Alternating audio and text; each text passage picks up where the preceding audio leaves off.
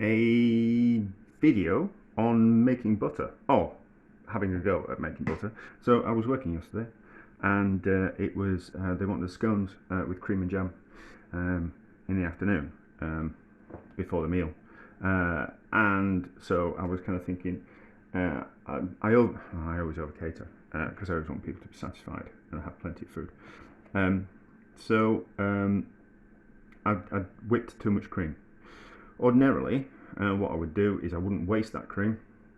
I would either use it in the custard or in the soup or something along those lines, or I'd freeze it in that. If I wasn't going to use it on the day, I'd freeze it in the whipped form, and then I'd make something out of it. I'd add it to, if I was making some yogurt or anything like that, I would add the cream to it, and I wouldn't waste it. But I was thinking, instead of adding it to the soup, which would have made the soup extremely luxurious and nice, or extra nice, because it's always nice, my soup. I thought we'll have a go at making some cream, some butter, which I have done before, but only by mistake.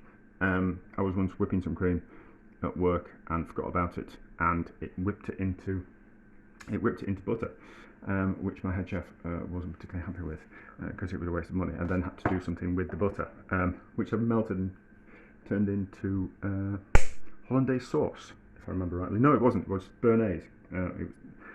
Yes, it was béarnaise because we said it was thick. So anyway, we will have a go at making butter. So it's already pre-whipped, and there's a little bit of extra cream in there as well. So we'll measure what kind of yield we get. So I think to make your own butter, it's a bit of a waste actually, because it's certainly not cheaper to buy cream and make your own butter than it is just to buy a block of butter. So I think the only reason you would make butter is for a bit of fun, or you've got some cream and you don't know what to do with it, or yeah, I think those are the only reasons. Or if you want to be really fancy and kind of say to people, you invited them round for something to eat and you kind of go, oh, I made the butter myself. I think that's the only reason why you'd actually make butter. Other than that, I'd just say buy yourself some good quality butter from anywhere. So, here's some more. I need a scraper for the scraper. Who would have believed it? I just don't want to waste anything. I suppose I could have whipped it in this container and saved myself some washing up, but you know, sometimes we just don't think, we just act. Anyway, I need to measure how much cream we've got in there, so I reckon we're going to have about 950 grams, which was, I had enough scones for that. It was just a case of, I was busy and I overcated.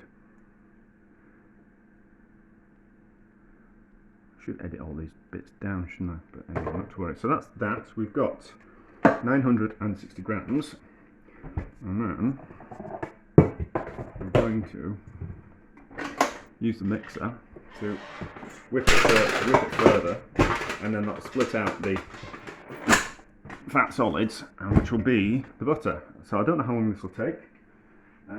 Will we carry on? Will we have the video on? Yes, we'll have the video on. It'll be a long video, but I'll put some timestamps in it.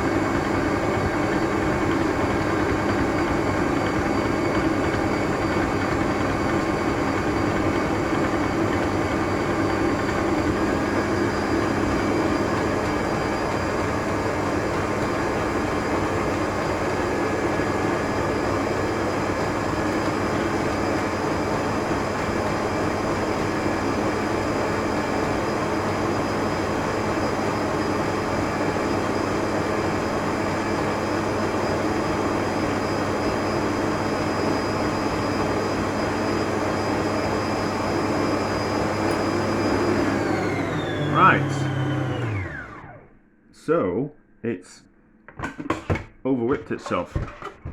Can we see that properly? So it's completely over whipped now, and it's starting to break down. That didn't take too long at all, did it?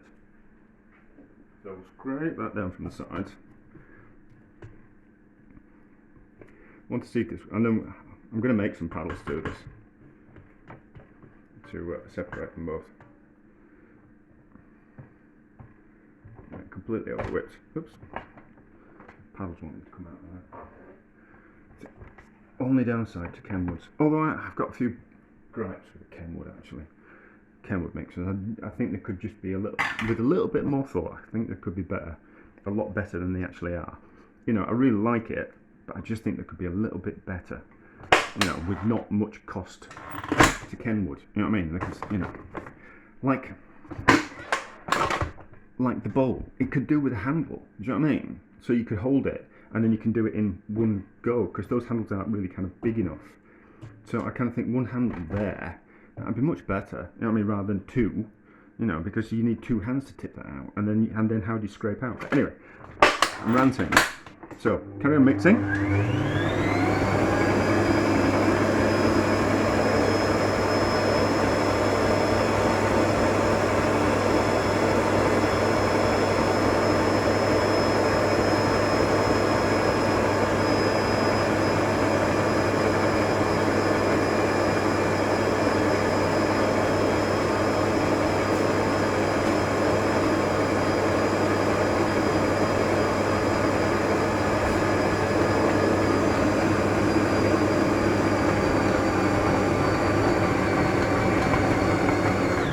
Right, hear the change then, that it is now split into the fat and the solids. So there was a change that we heard. I've got some water on it. I better go and turn the water off. As always, I'm doing 4 things at once. Would you believe it? A man could do 4 things at once. So you heard the change in the beating, and now you can see that it's split into back a bit. And that's an irritating thing. That could just make it stick on a bit better as well. So now it's split into the buttermilk and the fat. So we'll give that. That's quite. Actually makes quite a bit, doesn't it? We'll have to look at the cross. Yeah, We'll do the kind of crossings. Let's give it a bit more of a beat. See if we can get some more of that buttermilk out of it. We might have a go with making soda bread using that buttermilk. That would be kind of quite interesting, because I've been faffing around with soda bread recently, and I didn't really want to buy buttermilk, but now we've got some buttermilk, so we can have a go at making some proper soda bread with buttermilk. So we'll just beat it a bit more.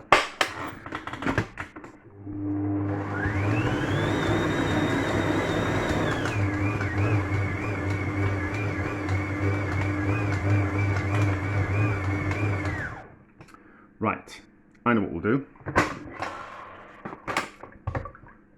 We'll pour out that buttermilk.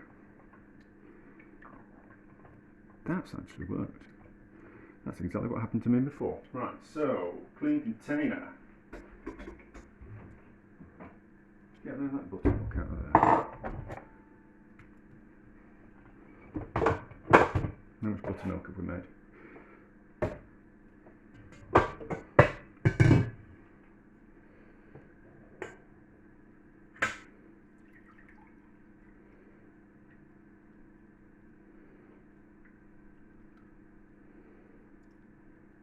Made about 360 grams with buttermilk. So therefore, well, we can deduce that there'll be about 600 grams worth of butter in there. So we'll do a calculation. I'll kind of put in the description. Well, I'll work out how much the cream cost me per weight and that kind of stuff. So that's worked. I just haven't got time. I need to make some beaters. You need to make some beaters that you beat it together and slap out the excess buttermilk. So I need to make those, because I didn't know if it was entirely going to work. So I need to make those. So we're back when I've made some little paddles, and we'll have a go at putting some butter together. There must be a name for the process. We'll be back in a bit. Actually, you know that bloody thing. We'll have a look at the butter now, so you can see, because you couldn't really see. So as you can see there, it's formed around the beaters, and we have got butter. So it is unsalted butter, so we're going to have to decide if we're going to add some salt to it. But there's still a little bit of buttermilk attached to it. It's quite nice, it's that. It's really, yeah, I might just have that on my toast. So it's a little bit, so we just need to slap the butter out of that. But there you go, that's made a lot more butter than I thought it would do. But anyway, I need to make some paddles. So, I'm in a little bit of a quandary about the butter. Do I really want to have to make a couple of paddles, get some wood and make the paddles? No. So there's got to be an alternative, hasn't there? So I was thinking, all we really need to do is kind of like smash it a bit and get some of that excess liquid out of it. So shall we do that on the chopping board and see what kind of happens? Give it a bit of a smash, and then we'll see if some liquid kind of comes out of it. And we can use a pan, and we can use the rolling pin, and we'll kind of give it a go. It might splash everywhere, but we'll kind of see. So we're not going to use it all. Let's look. First of all, for the sake of interest, let's see how much butter we've made. I've forgotten how much. Is it 960 grams worth of cream? So there's 543 grams worth of butter. So there'll be a little bit of liquid to kind of come out of that. We're not going to do it all, because I think we just let's do a manageable amount. Let's do that much, and then kind of do that.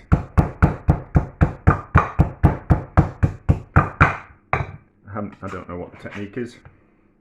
I think the basic idea is that we're just smashing the liquid out of it and make it a little bit more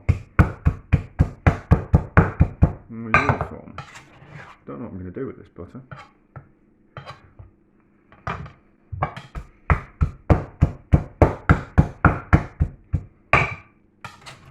I think maybe I will just make a cake out of it.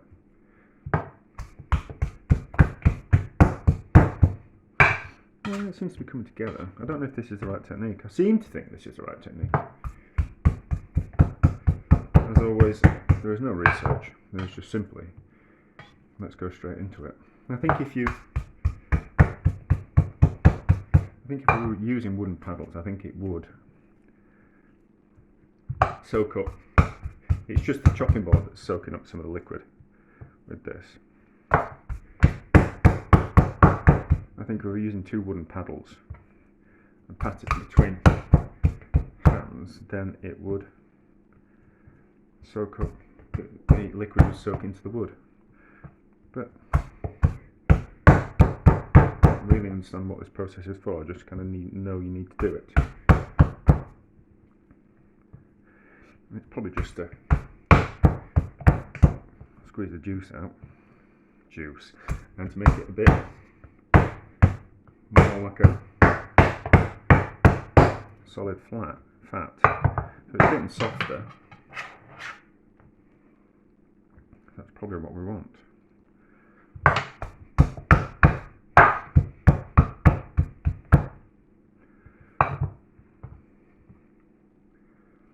don't know.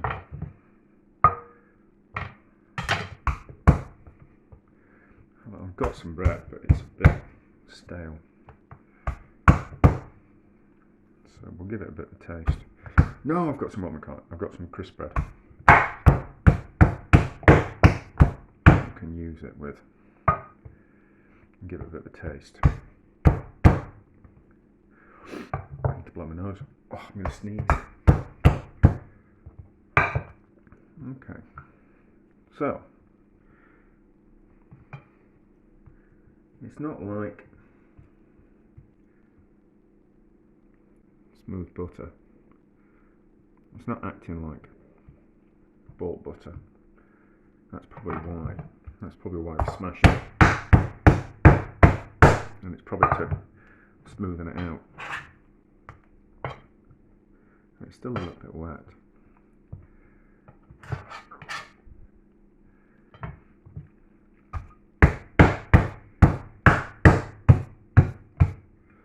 thinking about doing it on a cloth. I think it'll just make a mess of the cloth.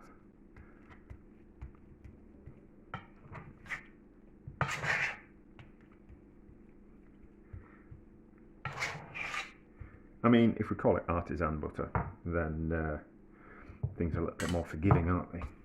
Call it artisan, and then people kind of go, oh, well, it's not as smooth as normal butter because it's artisan. So we could use that excuse why it's not particularly spreading well.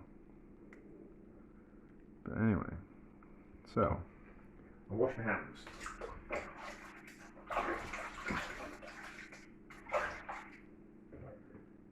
And then we'll give it a taste and decide if I'm going to add some sugar to it. I suppose I could make a herb butter or some kind of flavoured butter, but I don't think I'd use it. I'm not going to make a video for something I'm not going to use, if I'm honest. So we have some crisp breads that are made with sourdough. That and that. We'll give it a try, and then we'll add a bit of butter to it, and a bit of salt to it, and see what it tastes like with some salt to it. Maybe adding salt would have helped drive some of the moisture out with it. So let's be generous with butter.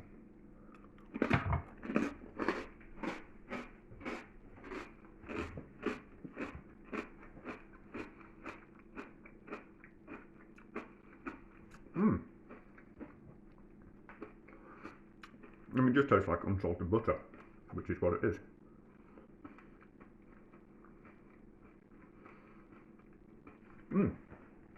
Oh. Let's add some salt to it. So, how much salt do we think?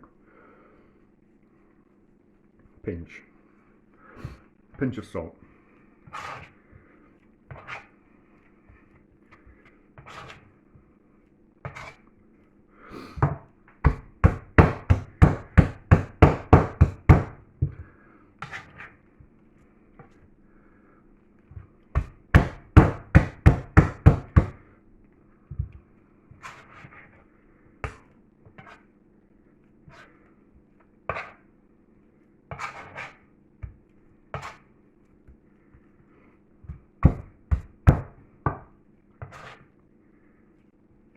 Probably it's working a lot better.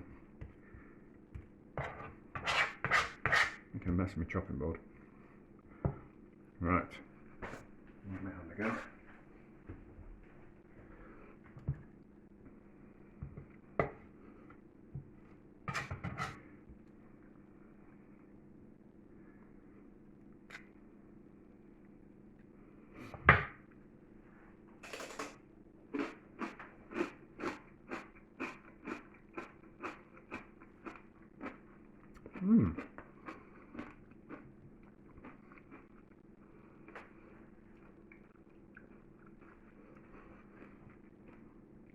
It's nice. I'm having to put a lot of butter on because I want to taste it properly, not because I'm a butter fiend. I am a butter fiend, I'm lying. Yeah, if you wanted to, I don't know, would it impress your friends? It's a bit of a rigmarole when you could just buy some really good quality butter. So I don't really know if it's worth it.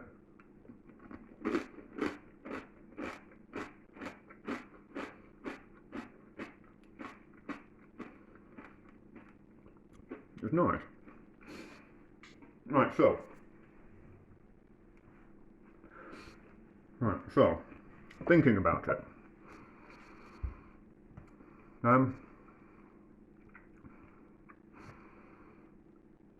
What are my deductions from this? Right, normal salted butter that's got, you get like something like Lurpak that's slightly salted, and it's good quality butter, relatively good quality butter, and it's slightly salted and it's nice.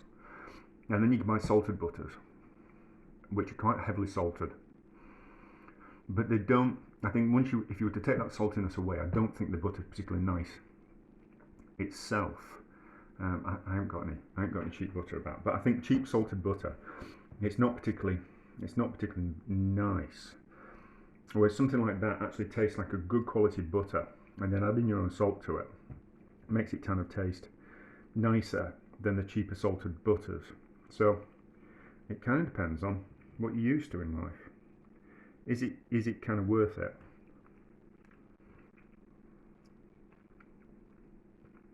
I mean, it's really nice. It tastes like a really good quality butter. That's salted, you know. So I don't know.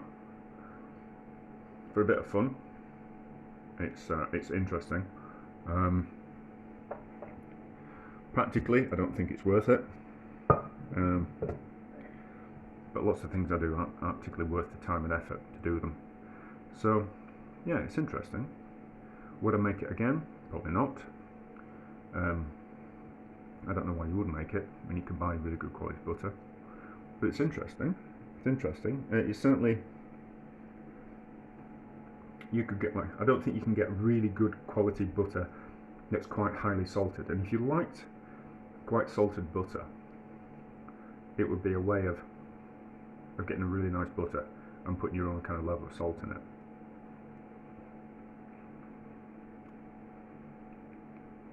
I don't know. I don't know anything. Anyway, yeah, we had some leftover cream, and I turned it into butter, and I might make a cake out of it. But interesting, all the same.